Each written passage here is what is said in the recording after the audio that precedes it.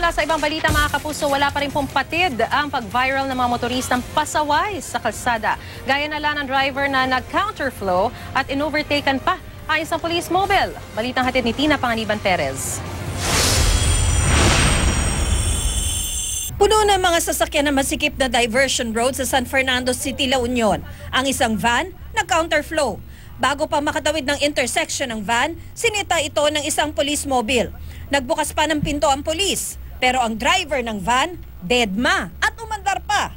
Pero mas mabilis ang pulis. Naharang nito sa intersection ng van.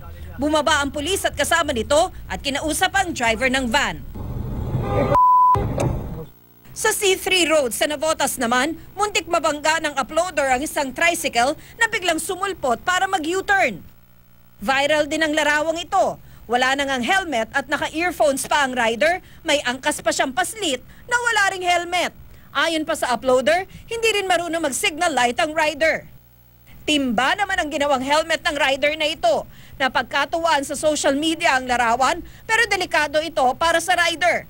Wala nang ang sapat na proteksyon ng kanyang ulo, pwede pang tumakip sa kanyang mukha ang timba at maging sanhi ng aksidente. Ang may-ari naman ng sasakyang ito, inangkina ang kalsada. Akala yata'y private garage niya ito. Tina Panganiban Perez, GMA News.